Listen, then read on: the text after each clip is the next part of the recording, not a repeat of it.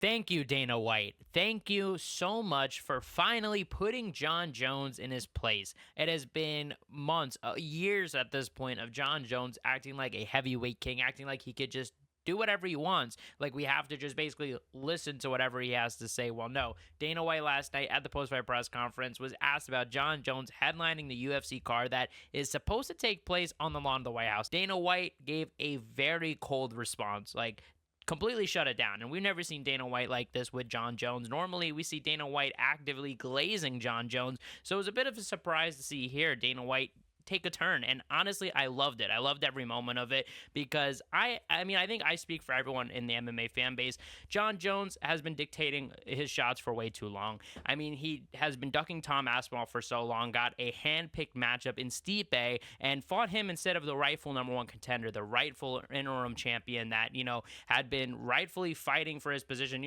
defended his interim title, beat Curtis Blades. And what did Jon Jones do? Well, Jon Jones, after November, after beating Stipe, still teased us, still pretended like he was, somewhat interested. But I got to say, guys, I'm happy. Finally, Jon Jones is reminded, look, you vacated the belt. You have no power. So it's only been a couple weeks since Jon Jones officially vacated and retired from the UFC, and vacated his heavyweight title, said he didn't want to be the champion, but it only took a record of 3 days for Jon Jones to change his mind. And I'm not surprised. I said in the original video, I said I'm sure he's going to want to come back at some point because I just knowing who Jon Jones is, I think his ego really needs this. And he's even been hinting at fighting at that UFC White House card that is going to be taking place at the White House lawn. We've heard Donald Trump talk about this. We've heard Dana White talk about this. We've heard Conor McGregor talk about headlining it. We've even heard about Jon Jones himself headlining it. Jon Jones himself coming out on Twitter saying this is what he's interested in, saying he will fight the heavyweight champion, whoever has the belt. That includes Tom Aspinall if he gets to fight on that White House card. So this is probably one of my favorite now Dana White moments of all time. I mean, Dana White putting Jon Jones rightfully in his place. Like I said, on behalf of all UFC fans, we have been asking for this. We have been saying to Dana, why are you glazing Jon Jones? Why are you saying he's the pound for pound number one guy? Why aren't you stripping Jon Jones? And while he didn't do any of those things, and while, he seemed kind of graceful even after Jon Jones wound up vacating it, I think we're seeing here more of the behind the scenes anger from the UFC. And I think the UFC are kind of hoping they can, I guess, convince Jon to come back, or I don't know what they're hoping here. I think it's quite honestly, I think they're delusional and thinking anything could possibly happen. But I think that, the UFC are trying to be strategic, not trying to, to fully blast Jon Jones for whatever reason. I don't know what the exact reason is. Maybe there's some sort of behind the scene reason. It's probably, I would assume, negotiation related.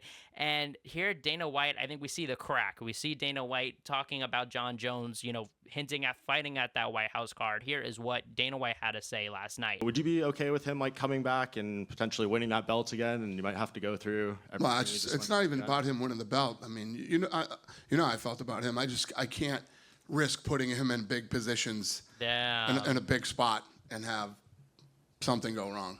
And you guys see the smile on my face right now, and you see the smile on Dana's face because Jon Jones has been talking on Twitter crazy, and we're going to actually look back at some of the things he was saying and look at his statement afterwards because he's responded to Dana White, and I was a little bit surprised on his response. Jon Jones has been talking on Twitter he's presumably going to get this main event. There's no brainer. He's the biggest star in the UFC. He could come back anytime he wants to, and that the UFC need him, that us UFC fans need him, that we're craving to have him, that we're craving for this fight, that we absolutely need Jon Jones. The ego, the delusion on this guy, it's insane. But this is literally what he thinks. And Jon, we've moved on.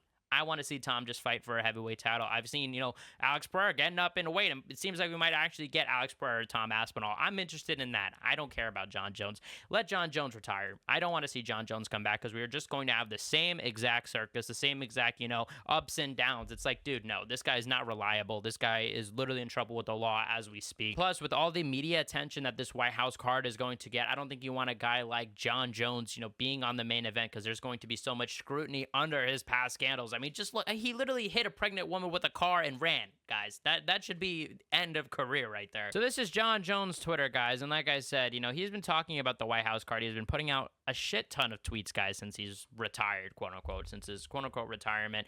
And, look, he's been answering from fans. I'm trying to see exactly where, but look, he like retweets this about Dana White initially saying Jon Jones and Conor McGregor could both main event. And obviously, Dana White later changed his mind. And honestly, like, even though Dana White is kind of, in a way, like kind of big dicking Jon Jones here, it actually, I don't think is even necessarily only for petty reasons. Logistically, his reasoning makes sense. Jon Jones has been known to pull out of fights. Jon Jones has been known to hold up fights and to duck guys like Tom Aspinall. So how can we trust that this guy's actually going to fight? Let's be real here. So here was Jon Jones' tweet. He said, Donald made his announcement on the morning of 4th of July. I called the UFC headquarters that very same afternoon. I'll just leave it at that. America, now that tickles my pickle, which, stealing my line, all right? This is a line I've coined on the channel. Maybe he's watching some of my hate videos and this is just subconsciously deep inside of his brain. But since then, obviously, Dana White has kind of shut down that idea, kind of shut down the idea of Jon Jones even fighting. And I'm trying to see his response to Dana White. All right, this is Jon Jones' initial statement. He said, I heard the comments made at last night's press conference. While I was a little disappointed, I'm still in the UFC's drug testing pool,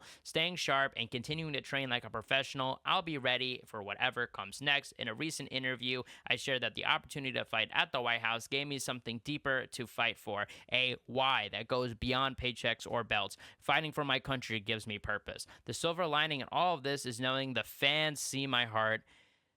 See, I am ready and willing to take on anyone to represent my country on a historic stage. For me, it's never been about the opponent. I'm chasing legacy, something timeless, something bigger than the moment. So for now, I'll keep grinding, stay patient, and stay faithful. I'm ready to fight on July 4th, hashtag Independence Day. And why I'm sighing here is this part. They see I am ready to, well, he's talking about the fans. They see I am ready and willing to take on anyone to represent the country, blah, blah, blah. He's kind of saying here, like, look, I tried to fight. I tried to fight Tom Aspinall, right? I wanted to fight him at the White House. This was, a big thing. Like, look, guys, it's not that Tom Aspinall is scary. Trust me. It's just there was no big reason to fight. He's not deserving. But now that there's a White House card, now that I could main event that's the reason. And now I'm willing to fight him, guys. It's not that I was afraid. It's just there wasn't a why. And now he gets to say, hey, the UFC, I'm trying here. I want to make the fight. And he gets the claim here that the UFC is not compromising with him. I mean, I think that these two, the UFC, Jon Jones, they're playing like a negotiation chess, and it's like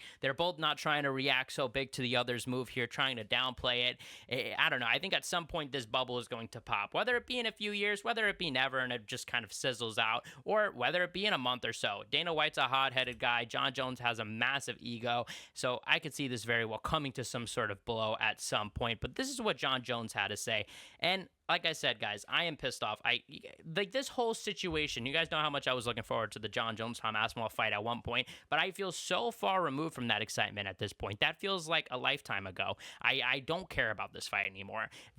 Me hearing Jon Jones say I'm coming back, that literally does not raise my heart rate one bit. Like my heart rate's probably at like 60 still. I mean, guys, come on, seriously. Like I'm probably dead from the lack of excitement, John. We know that this isn't going to happen. And for you to try to take this opportunity to try to say, oh no, guys, this is the UFC's fault. I was willing to fight. Do you think we're stupid, John? Do you really think we're stupid here?